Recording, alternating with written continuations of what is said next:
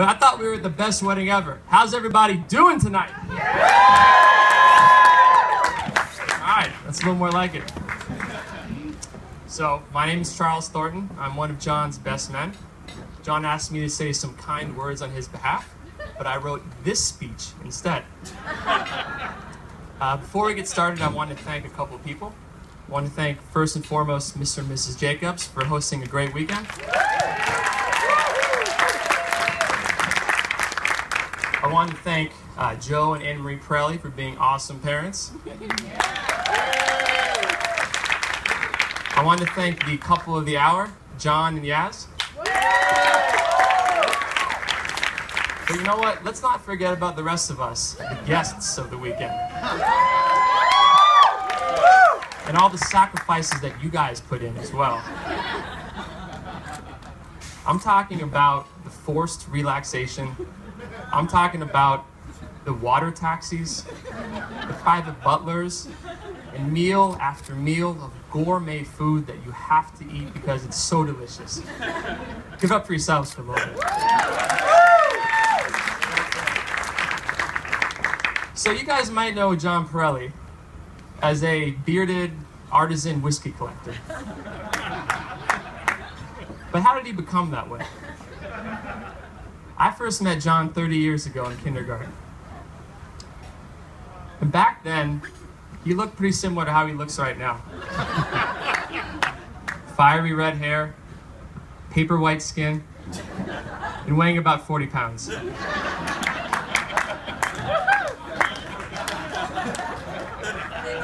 Now, you might not realize this, but Jon actually used to be a once-in-a-generation athlete. He had the moves of Pele, the speed of Prefontaine, and the fragile bone structure of Betty White.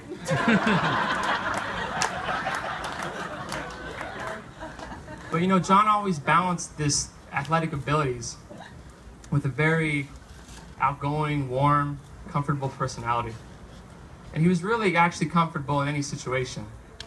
Whether it was like hanging out with the fellas or talking the ear off your 90-year-old grandmother. Jon was never afraid to just come on over, use the bathroom, pour himself a glass of water, use the bathroom, have a bowl of cereal, use the bathroom, and he might even say hi to you at some point.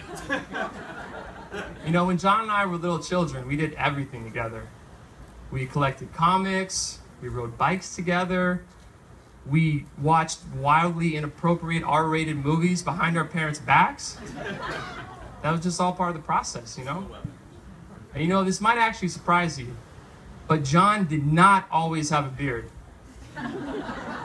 This is a common misconception due to the fact that Joe Perrelli has one of the most fantastic faces of hair you've ever seen. But also from the fact that Jon used to literally apply burnt cork to his face and paint on a fake beard before his body caught up. You know, I asked Jon, I said, how long do you let this beard grow before your wedding? And he said, 6 days. So there is truly a facial hair master in our midst. You know, when we were in high school, Jon gained the reputation as a hardworking student. And really, the evidence was there. I mean, have you ever tried to contact Jon after 8 p.m. during a high school night? Can't reach him. Unreachable. So we all assumed that he was just heads down in his studies. Well, we were half right. He was heads down in his pillow. Jon had at least 12 hours of sleep every single night at one of the most rigorous academic high schools in San Francisco. And some have said that this reputation helped him get into UC Berkeley. While he was at UC Berkeley, his reputation followed him. And the owner of his apartment building actually entrusted Jon to be the superintendent of the entire apartment complex. So this means that Jon had the keys to every single unit in the entire apartment building. And Jon promptly rewarded that trust by throwing a raging party in the apartment of several girls that were not there that weekend. But, for the most part, everything went off without a hitch. Except for the fact that one of our buddies got injured and bled all over the apartment, while another one of our buddies accidentally stole some private photographs from the locked desk drawer of one of the girls that was gone that weekend. But otherwise, it was fine. After college, John and I had some fun years together in San Francisco. One night in particular, we were out at the bars, hanging out, having a good time. And it was clear that John and I had too much to drink that one night. So we did what any responsible friends would do, and we sent him home in a cab. But John doesn't quit. So imagine our surprise 10 minutes later when in walks John back to the bar after instructing the cab driver to circle the block twice and drop him back off at the entrance of the bar. So the rest of the night went on. John kept on hanging out.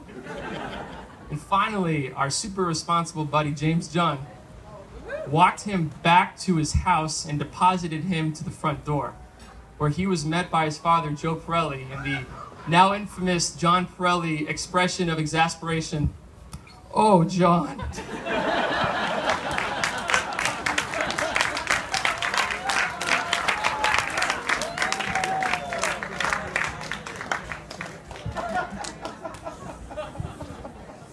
You know, 6 years ago, John told me he wanted to move to New York. And at first I didn't care, because I didn't believe him. But I shortly realized that he actually was serious about it, that he was going to move to New York. But he assured me, no, I'll be back within 2 or 3 years. Don't worry about it. And I said, okay. I said, John's an SF guy. He'll be back eventually. I don't need to worry about it. And I just let it go. So I visited John in New York. And I met all of his friends. And I felt like I'd known them for 20 years. Well, met is a strong word, because these were literally just our mutual high school friends that had moved to New York 2 years prior. And then I went to John's apartment, and I was pretty surprised, because I didn't realize that they'd started building Japanese capsule hotels in the United States. But in New York, you pay for location. And John's apartment was located halfway between Little Italy and Chinatown, in a super trendy district called, I think, Trash Bag Alley? Is that what it's called? All I know is that there was a cacophony of garbage trucks every single evening. It was beautiful. But you know what? John actually found his groove in New York. He actually became a hotshot affiliation marketer, like whatever that is.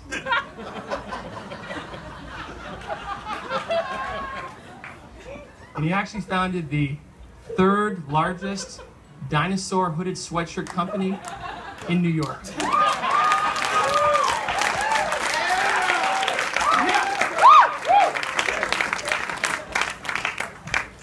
And not soon after that, he met Yasmina. And they got pretty serious.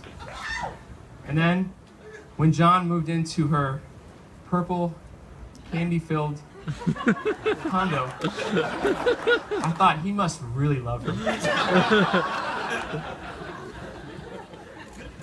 And then a year ago, I got a call from John. He said, "Charles, I want to talk about marriage."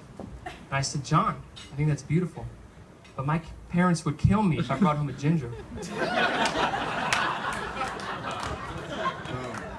But he was talking about Yas, and I said, "John, of course, I fully support you. I think that's great. I'm so, honored that you told me this really confidential information." But I soon found out that I wasn't the only person that John told. Because Joe Perrelli literally said to John shortly afterward, "John, you must stop telling people you're about to get engaged to Yas, because she will find out."